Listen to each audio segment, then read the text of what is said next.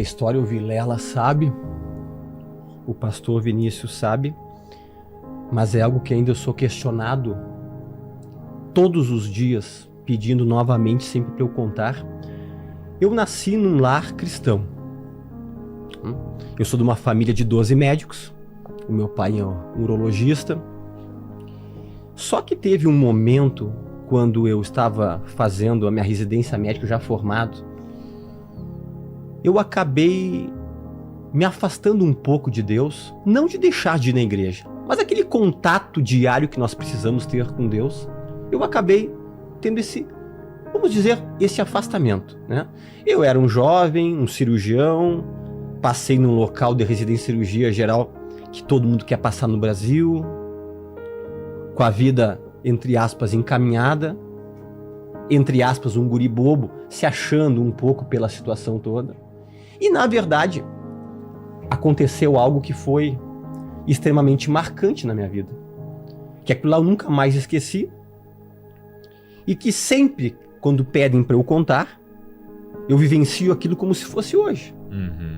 Eu estava de plantão nesse hospital, esse grande hospital, e eu estava com, na época, eu sou um pouquinho mais velho, pastor Vilela, vocês conheceram a época dos pager, dos bips? Claro. Né? Não, estava recém começando o celular. Né? Era mais médico que usava, não é? Só que nós, onde estávamos no local dormindo lá no hospital, nós tínhamos bip. Então o bip tinha 2 toques. Era um toque normal e tinha um toque que era um toque de parada cardiorrespiratória. Ah, é? Para tu poder saber. Se a parada, tu tinha que ter uma rapidez maior de você ir. E eu estava de plantão, cirúrgico, e tocou o bip da parada. E era mais ou menos 13h15, 13h20 da manhã, e eu levantei com muita rapidez. O bip toca para a equipe da cirurgia, quando o paciente é teu, e o bip toca para a equipe da clínica e para a enfermagem. Muito bem. Nesse momento, eu só olhei ali, que dizia quarto 109.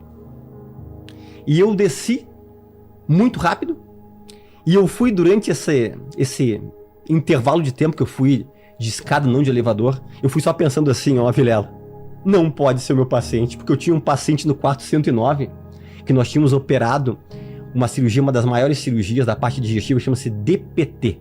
Pessoa que tem câncer de pâncreas, chama-se duodeno pancreatectomia.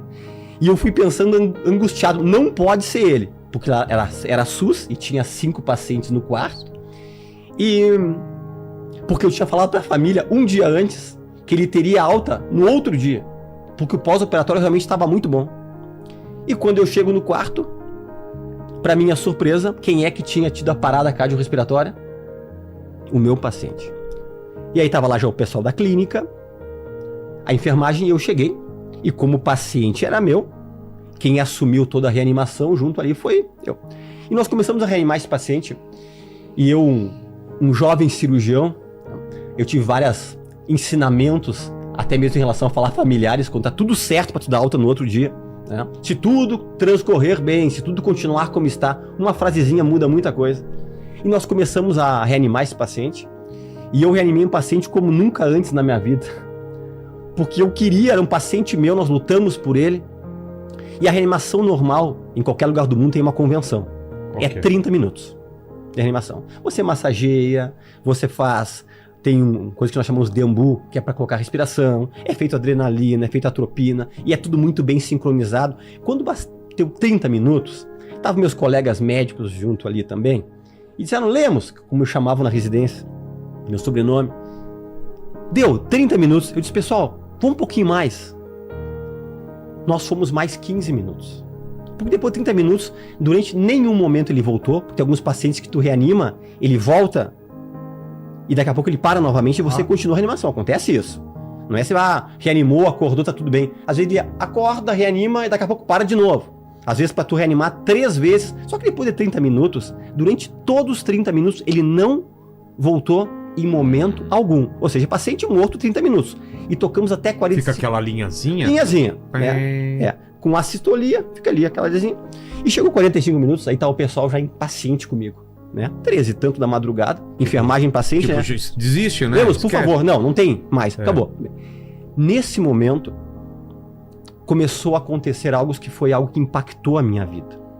Algo que eu sei que foi um toque de Deus para mim, para dizer assim, olha o que tu tá fazendo com a tua vida.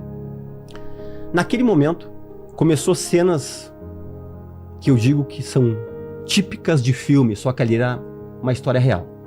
Primeiro de tudo, não me perguntem como, a luz do quarto diminuiu uma fase. Naquele momento de 45 minutos, aquele cidadão que estava ali começou a se movimentar. E eu, como cirurgião, como médico, a gente sempre quer achar uma explicação plausível para não aceitar sobrenatural em hipótese alguma. Eu comecei a pensar, não, são algumas mioclonias que algumas pessoas podem se mexer depois da morte. Só que depois, para acontecer mioclonia, é logo depois que a pessoa morre. Sim. Ele já estava há 45 minutos, então não era mioclonia. E ele começou a se mexer como se fosse uma convulsão. Como que é? Tipo se movimentar. Tipo epilético, não? Tipo epilético. Tá. Convulsão. Começou a esticar os braços. Nossa.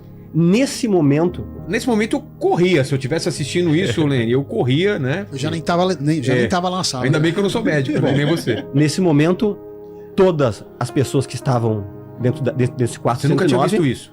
Nunca na vida. E ninguém. As pessoas todas saíram do quarto. Inclusive os pacientes, todos podiam caminhar, os que estavam nos outros leitos, pegaram o seu sorinho e saíram do quarto. E ficou no quarto apenas eu e o paciente. O paciente era meu. Eu entendi que essa experiência era comigo. Obviamente eu estava literalmente, como um cirurgião novo, apavorado com o que estava acontecendo ali. E esse homem estava fazendo uma cara de pavor, uma cara de dor, uma cara assim, algo que estava totalmente incomodado, em pânico, né?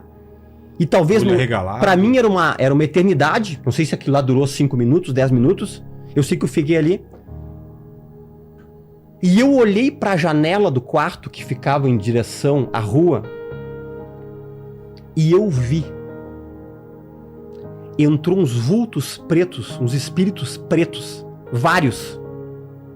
E entraram dentro desse homem pelo tórax dele. E quando adentraram, a cara de pavor e de medo foi maior ainda. E depois, quando saíram dele e saíram pela janela, aquele homem desfaleceu. O que foi claramente que eu sei que foi o Espírito Santo falando comigo. Ele disse: tu viu esse homem adentrar no inferno. Ele estava indo para um local que ele não queria ir. E essa experiência vai marcar tua vida. E sempre que tu puder contar, você conta. Porque a eternidade, ela é real. E nós estamos aqui, Vilela, a gente sempre pisa em 2 mundos. Exatamente. Somos nativamente espirituais, né? Nós sempre 2 mundos, né? Tanto porque, agora não falando só do nosso espírito, por que a gente chega em ambientes que a gente não se sente bem? Exato. Por que tem pessoas que transmitem algo tão ruim pra gente? Existe uma realidade espiritual, né? Existe uma realidade. E é isso que eu digo. Às vezes o homem não percebe que existem forças espirituais que estão ao redor dele, né? E digo mais, Deus, ele nos notifica. Assim como a gente recebe uma mensagem no celular, né? Que alguém mandou mensagem, um alerta da Defesa Civil, Deus nos notifica através de situações que a gente enfrenta, de experiências que a gente vive. Então eu posso dizer, doutor, que essa experiência que o senhor teve, né, realmente foi uma notificação do céu. Deus permitiu que o senhor visse algo. Ali eu mudei minha vida. Então. Pra sempre.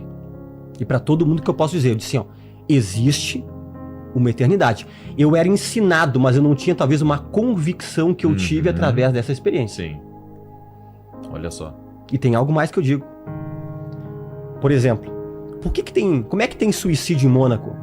Em Luxemburgo, que são os locais mais ricos no Japão, do mundo? Por quê? Na Suíça, nos países... Por quê? Os países nórdicos. Por que tem rico que você mata? Bilionário que você mata? Por quê? Ou que tá em depressão. Em depressão que não resolve nunca com os melhores remédios do mundo. Coisa que eu mais recebo... Eu recebo pessoas de todos os...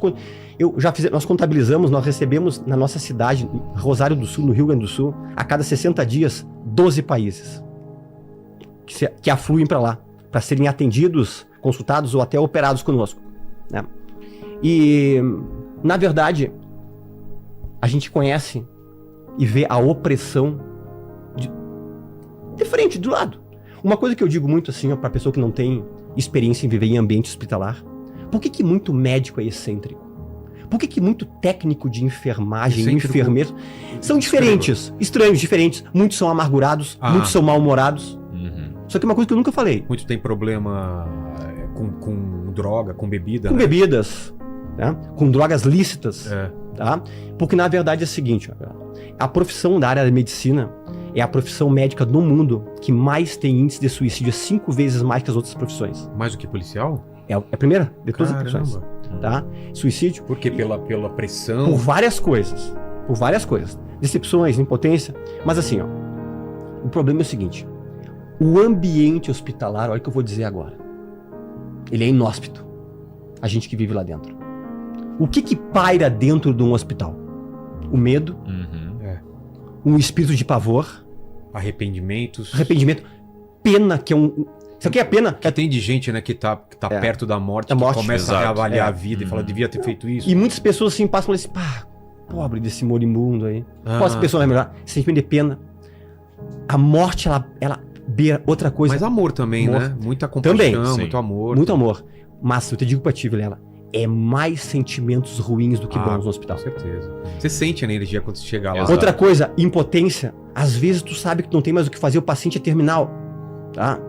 Às vezes eu escuto assim, ó, de pessoas assim, mas que bom que tal paciente tá lá perto do, citando agora aqui você, Sírio-Libanês, Albert Einstein. Cara, tem doenças que são incuráveis. Se você descobrir um câncer metastático agora, você pode estar em qualquer lugar do mundo. Olha o Steve Jobs. É. Tá entendendo? Um câncer de pâncreas que foi fulminante, você não tem o que você fazer. Então, esses espíritos, esses sentimentos ruins, eles pairam lá dentro. Por isso as pessoas são muito atormentadas dentro. E isso aí reflete em muitos profissionais Exato. da área da saúde. Isso é uma realidade palpável e visível.